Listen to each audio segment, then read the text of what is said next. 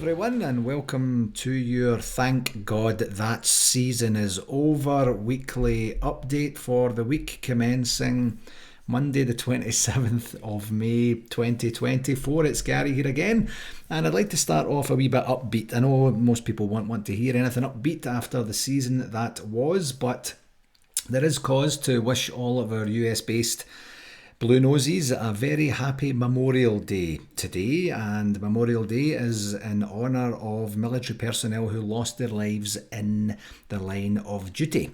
Okay, so happy Memorial Day. I hope you're all enjoying yourselves, whatever it is you are doing, and that's as cheery as the podcast is going to get this week, I'm afraid.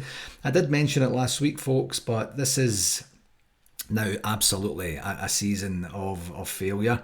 Amongst, I guess another season of failure, I should say, amongst all the recent seasons, apart from 55 that we had and the run, I guess, to Seville a couple of years ago, and it's just becoming a habit. And I anticipate, in fact, I actually firmly believe that some parts of the business of Rangers Football Club, are doing well, and you can see that, of course, in the accounts and such, and with the profits and revenue targets being met or exceeded or whatnot. But if the men's team aren't winning on the pitch and winning consistently on the pitch and winning the league championship, then it's all a bit of a bust. It's all, I wouldn't say it's for naught, but kind of feels like that right now, And one main challenge for me is that we know, quite obviously now, because we can turn our attentions to season 24-25, there's no quick fix for this. Like, we've managed to, I don't know, is it get worse by every transfer window, it seems to be?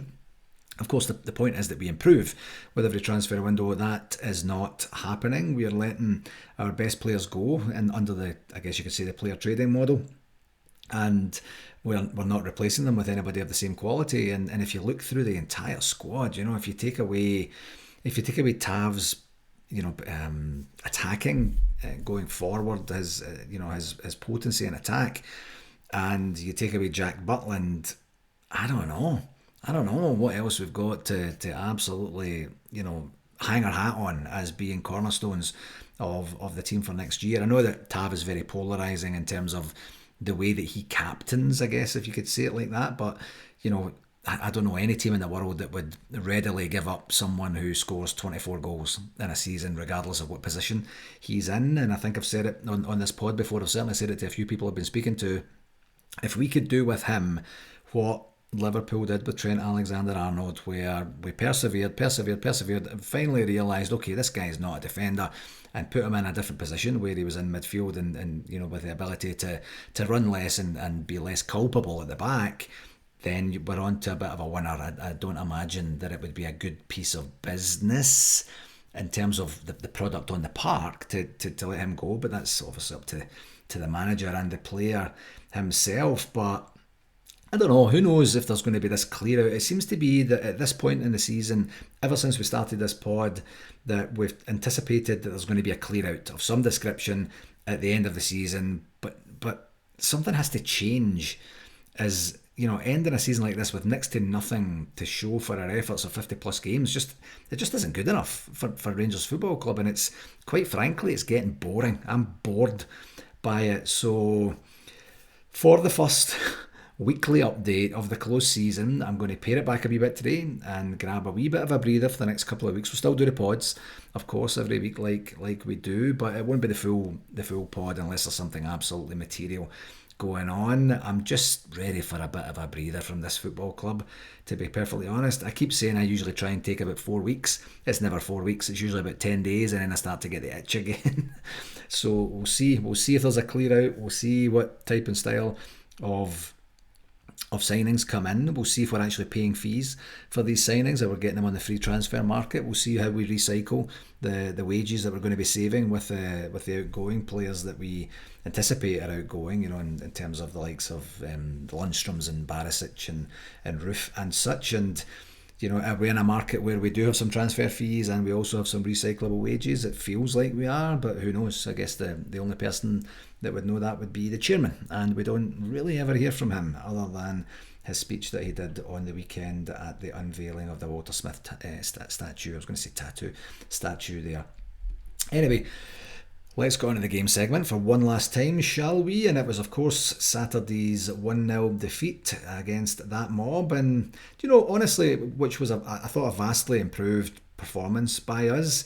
Marred, of course, by poor finishing, ultimately poor defending, and I thought, honestly, just shocking refereeing overall. I'd said it before that I'd just love to get that first goal against them to see how both of us react, how we react more importantly, but how they react to going one down, and we should have had it, but for Nick Walsh to rule it out for a push when there were another three fouls happening simultaneously in the box. Joe Hart wasn't getting anywhere near the ball anyway, and Raskin had actually been pushed in to the back of Hart in the first place. Okay, he kept his hands out a wee bit longer, but the referee has to look there and say there are three fouls by Celtic players at the same time as that one foul. How do you call that one foul and not at the very least even just give a penalty and say penalty? We're not going to play advantage on this occasion, although the ball went in the back of the net. You're going to get a penalty for it and then give us an opportunity to actually take the lead. I mean, I do appreciate there's a lot going on in the box,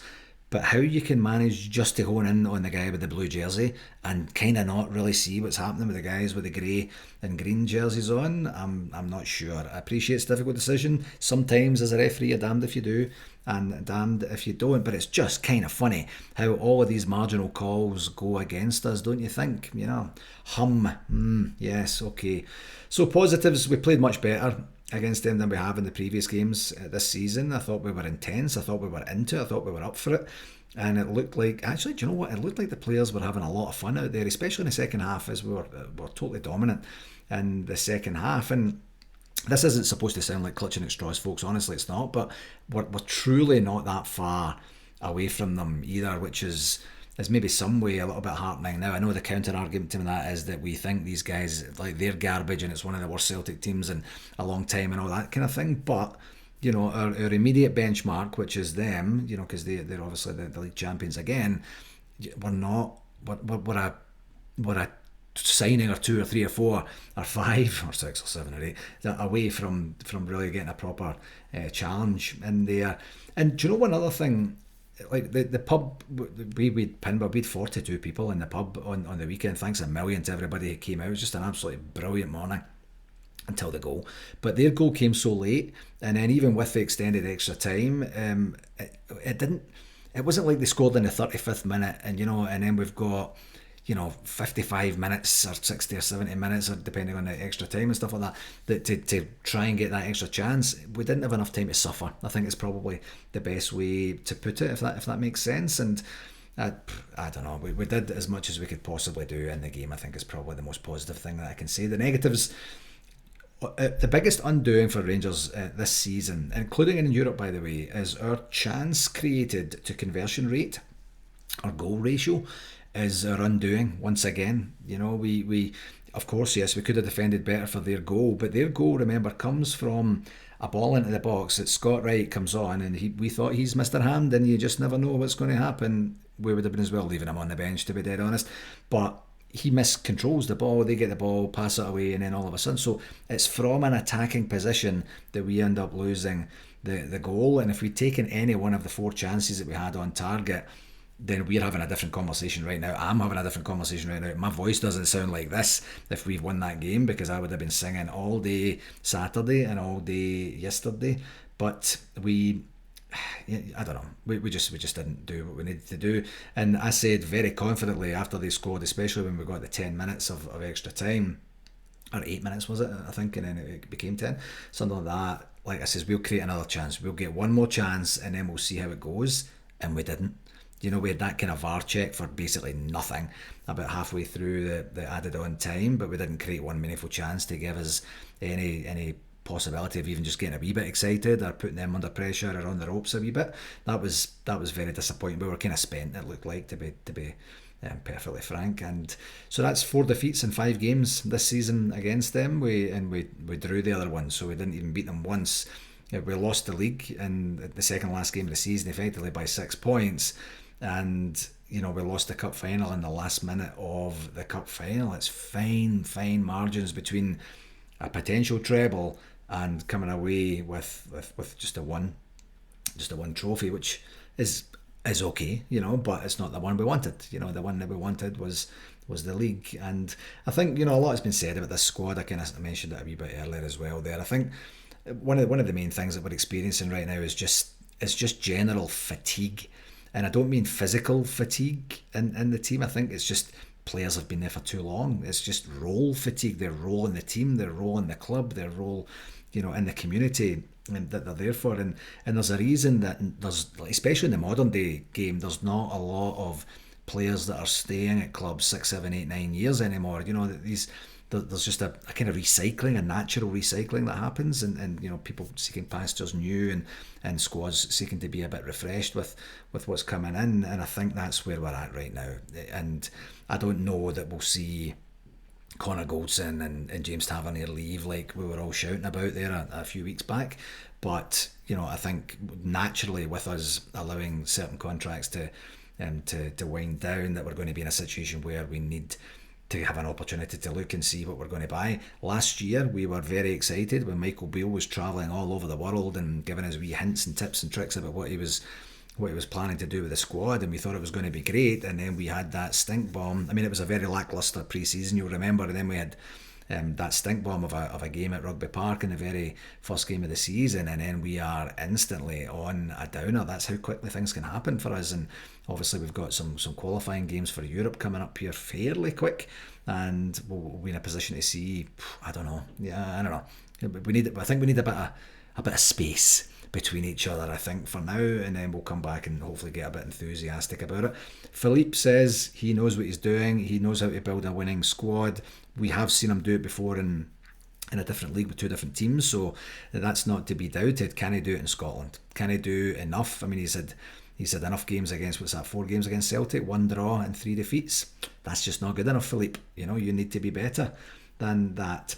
On the stats were a wee bit wonky. Usually the Rangers website and live score are fairly well in sync, but the Rangers website said with 37% possession. I thought it was a lot higher than that, I really did. But live score said with about 41, so I'm going to go with the 41 one. And 5 shots on goal, 4 on target, the exact same for them. The big difference being they took one of them and we didn't take any of ours, not ones that were legal anyway. So on to the referee watch here. I'm not going to overdo this. Everyone, you've seen what I've seen. Of course, I've been going on about the fact that we haven't been booked for ages and ages and ages, and it seems like Nick Walsh had decided to listen to the NARSA Weekly Update podcast and decided, you want a booking? You'll get a booking. Actually, you'll get 5 bookings. And, we get 5 and they got 7. It didn't seem like a dirty game at all. Some of the bookings were just absolutely shocking. Like the one for Dujon Sterling, it was bloody tackle of the season. It was brilliant, right in front of the ref. He's looking right at it. And not only does he give a foul, which is insulting enough, and then he books him. And that's going to incite bad behaviour from the fans, bad behaviour from the players, because when you're in the heat of the moment, in the heat of battle, and you get a decision against you, it's very, very easy to lose the head at the referee. You're not supposed to do that. Of course you're not. You're not supposed to give the referee a hard time. They've got a hard enough job. I appreciate that. But when you're seeing that, what looks like blatant cheating, then, and then you liken that to the push from Scales on Sterling in the first half that wasn't called, and then we've got the disallowed goal, which I talked about a wee bit earlier there. I honestly, genuinely hate talking about referees at the end of the game. Truly, truly to my core, I do. Other than that was a brilliant call, a very brave decision, caught it first time, whatever it's going to be. But in this occasion, he had a very, very, very bad day, a very bad game, and he just lost the plot. And then he's 12 bookings in a game like that. I don't know. I think this is where we have to resurrect that facility for the referee to be able to come out and explain the decisions afterwards. I don't think there's any chance that's going to happen, especially with Willie Collum now taking over as the head of referees in Scotland.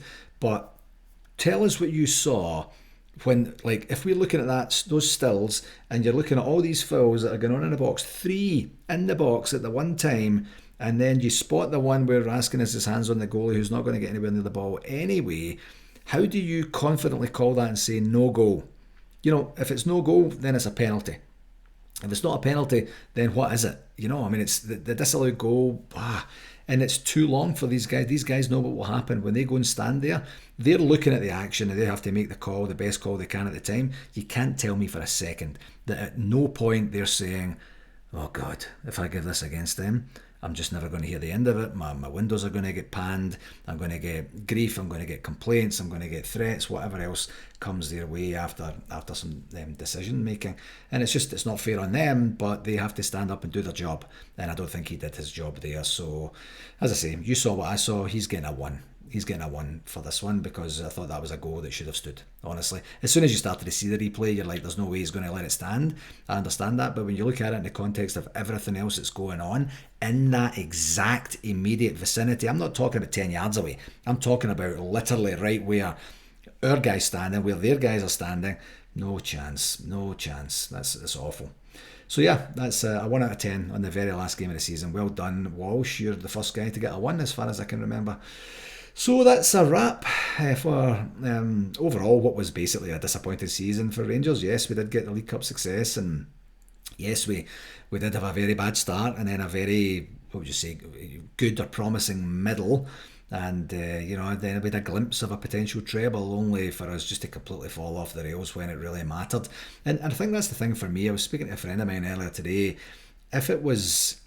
If you substitute the name Ross County and the name Dundee for Hearts away, Aberdeen away, and you're losing these points, you kind of go, right, I get it. These teams are always up for games against us. That's what's going to happen.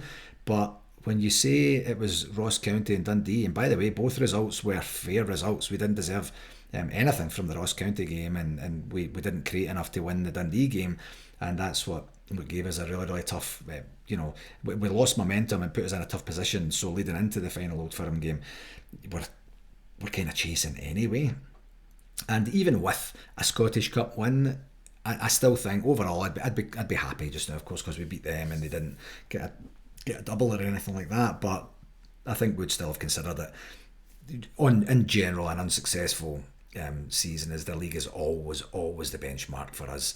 And apart from a couple of months ago, I guess it probably is now, maybe even a wee bit longer, it was always a longer shot than we'd like it to be because of the bad start that we had. Just always playing catch up is also boring, and it's just hopefully Philippe can get off to a good start early next year and then really give us an opportunity to get enthusiastic and really get behind the team, because it's just grim. It's grim because we've seen this story before time and time again. So has Philippe Clement seen enough, and does he genuinely truly know exactly what he needs to do to turn this into a successful season next time?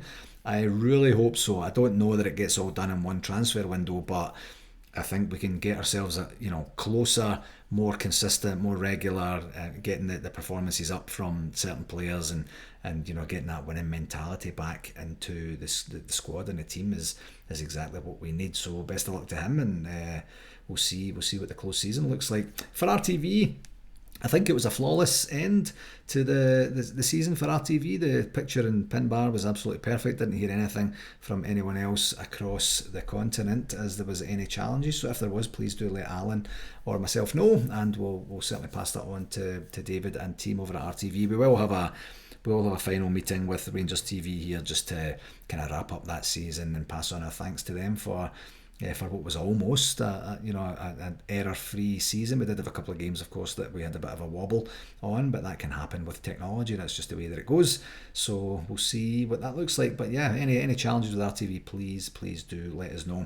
On the shout-outs, I did mention a wee bit earlier there, the Walter Smith statue was unveiled on the weekend, and what an absolutely stunning statue it is. If you scroll in, just on your camera phone or on your laptop or whatever it is, and you see the detail that's there, it's so like him, it's eerily like him, the great man himself, and it was a fantastic crowd that they had there, and it was great to see Ethel and the boys and the extended family there getting the recognition that they deserve, and hopefully a little bit of peace from such a wonderful gesture by the club to get that done. And it's a permanent place where we'll see a lot of people going to pay homage to the great man himself. Was really hoping we'd be able to pull out a win for him on that day, just to kind of thank him and tip our hat in his direction, because he would have won that game on the weekend, I'm fairly sure.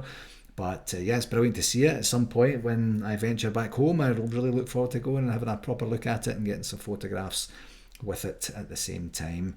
Also, we did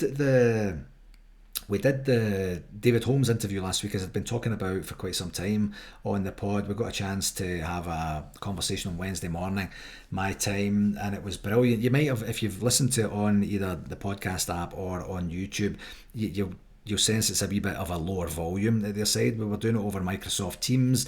The volume was just a little bit muffled at times, but if you listen closely, you can pick up basically everything that he's saying, and he gave us a really good overview of snippets of the story and essentially chronicling what the book was. And just, if you haven't had an opportunity to listen to it, I would definitely encourage you to do that, and I would absolutely encourage you to buy the book. This is a brilliant book. Honestly, I really thoroughly enjoyed it, and it just goes to show how integral he was to the entire Rangers revolution. I know we always kind of credit it to Graham Souness, and David Murray kind of squeezes his way in there, but it was David Holmes that started everything. It was David Holmes' idea to bring in Graham Souness, and I do ask him specifically about that, because the book tells you just as much, but I wanted to kind of delve and dig a little bit deeper, and the podcast does that, and he explains it very well, I thought. And there was a point in there, if you've listened to it, you might have already caught it, but I basically asked him why he waited for 34 years to write his book, and essentially he said it was a family decision. You know, the amount of hassle that had come his way after his tenure at Rangers, and you know, after leaving and such.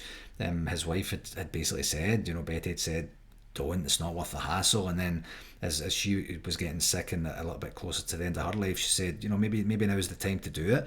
And they got the opportunity to read a wee bit of it to her beforehand, and then David himself gets emotional in the interview, and kind of passed it over to Stephen, to his co-author, to kind of take that part as well. I seen it live, and it was emotional. It was really deep rooted. You can tell that the family man that he is, and the family feel and atmosphere that he put into everything that he did. I thoroughly enjoyed the conversation, folks, and I hope if you've listened to it, you did too. And the main reason he wanted to do this was to set a couple of stories straight, but he didn't get a chance to thank the fans. He didn't get a chance to thank the fans when he was leaving, or even in the immediate aftermath of leaving, and then things just kind of move on. So this is his opportunity, you know, 34 years later, to say thank you everyone for all the support that you gave me, for understanding what it is we were doing, what we were trying to do, basically the story behind it. So I would absolutely recommend you go and visit onevoicebook.co.uk. I said it wrong on the actual pod last week, but onevoicebook.co.uk, and order yourself a copy. It's a great read. I think I read it in like 2 days, and that's fast for me. I'm not that fast of a reader. So absolutely fantastic. Such an honour to meet someone so poignant in our history as well. The women's team also ended up with a Scottish Cup final of their own, and that was yesterday, and they managed to win theirs, which is kind of handy. A 2-0 victory against Hearts, which I believe should have been, it was 2-0 going on about 8-0, but when you don't get that second goal quick enough and you're missing a whole bunch of chances, does that ring a bell? Is that maybe just inherent in the entire club these days? We don't win anything for creating chances, Rangers, you know that. You need to put the chances away. But congratulations to Jo Potter, and you know, she won the 2 cups. That's the first time Rangers have won the Women's Scottish Cup as well, which is great. But to win the 2 cups and then lose the league on goal difference, is that a successful season? Probably not, because the league is always the main priority, but you can't get much closer than that, can you? And congratulations are well done to everyone on the women's side. We do have a new signing, which is quite unusual. We get one so early, isn't it? But prior to the end of the season, and we've signed, I assume, either a replacement for Borna Barisic to go straight into the team, or at least cover at left back for Ridvan Yilmaz. I'm not 100% sure what Philippe's plans are at the left back, but we've signed the Brazilian left back, and his name, I believe, and I heard this on David Edgar's Heart and Hand podcast this morning, so if I butcher this, it's on David. Please just send all complaints to him. But it's Jefty, I think it is. It kind of spelt like hefty, but it's Jefty. So I don't know, that's kind of what it looks like. So Jefty is who we have there, and you might have seen on social media Danilo, who, by the way, I forgot was still with us until I saw that video. That's how long he's been out. Danilo teaching him how to say "We are the people." So he's got it right there, which is great, and hopefully he'll be a great addition to the squad. Welcome aboard, young man, and I wish you nothing but success. And I'm also going to stick my neck out on this one. I'm not 100% sure whether I'm allowed to say it or not, but I'm going to say it anyway. It's my podcast. I'll do what I like. And congratulations to my lovely brother-in-law, Andy Carey, on completing his second Calgary Marathon, and that was just yesterday morning. So he got a chance to pound out the miles and get that Rangers defeat well and truly out of his system. And here's the kicker here. He did it in 30 minutes quicker than he did it last year. Last year was a scorching hot day. I think the weather had a big factor in that. Yesterday was a wee bit, certainly a bit cooler, a little bit rainy at parts of it, which kind of got him soaked, which is a bit of a bummer. But he did a great job. And what I learned afterwards, this is how often Andy and I talk about such things, is he did it all for the Rangers Charity Foundation. So the page is actually open, the Just Giving page is open, and he's trying to get a target of £1,000, a wee bit short of that just now. But if you have an opportunity, you're feeling in a generous mood and you like to support the Charity Foundation, and kind of just congratulate Andy for doing his second marathon very successfully. I'll put the link on the blurb to the pod. You can go on, you can pop whatever you can in there, and it would be absolutely massively appreciated by everyone at the Rangers Charity Foundation. Congratulations and well done, Andy, for another successful marathon. That's incredible stuff, absolutely incredible stuff. Just a reminder on the Toronto Midtown Cultural Night that's coming up on Friday the 19th of July. It's very quickly going to be next month. That's what I'm going to say, because we're coming up to June here, of course. No cover charge for this. They have the Pride of the Virtues accordion band from Portadown, Northern Ireland there, and you just email tmrsc1998 at outlook.com to reserve your spot so that you don't miss out. On the convention update, I can officially confirm that it's 381 days and 54 weeks until we do our bit down in Kissimmee, Osceola County, Florida, and that's from June the 12th to the 15th, 2025. As you know, our hotel rooms are now out for booking. Please don't delay on that. I would hate for anyone to miss out on that. The early sales have been strong on the hotel, and just a reminder, the hotel will take a deposit of the first night, and if you're not interested in paying the deposit for the first night, then you're going to have to take a chance and wait and hope that there's going to be rooms available. I wouldn't recommend that, especially if you're very certain that you're going to be going, but completely your call. Just a reminder that the rooms are $199 plus tax, which is 14.5%. So that comes out to roughly about $228 a night, roughly. We'll have the link there. Please don't delay. Go in and get that organised. We didn't have a meeting with the Rangers last week, but should be having one with them this week. Just a regular status update meeting to see how things are going. And I did mention last week that we were going to be announcing some VIPs and getting a wee bit of a buzz on what that looks like. Didn't get a chance to actually do much about that last week. We do have one of the draft communications ready for approval by the ex-player and by the club as well, because we're doing this concerted communication approach as we go forward. But the week just kind of ran away from me, quite honestly, so we'll just take a wee breather on that. We'll get that organised over the next wee while, generate a bit of a buzz over the close season here and get that organised. We are still also considering entertainment options specifically for the Friday night. As I mentioned, I think a couple of pods ago, maybe last time for sure, that we're not going to be progressing with a flute band for this particular convention. We're going to do something different on the Friday night. So if that sways your decision to go or not, then I'm glad that we told you early, and saves any hassle at any other point. So yeah, not a whole hell of a lot on the convention for last week. Hopefully there'll be a wee bit more in the next week or two. We'll certainly take advantage of the fact we're not having a convention this week this year. Actually, it would have been next week probably, to give ourselves the opportunity to really make a good solid foundation for NARSA 2025 in Kissimmee, Florida.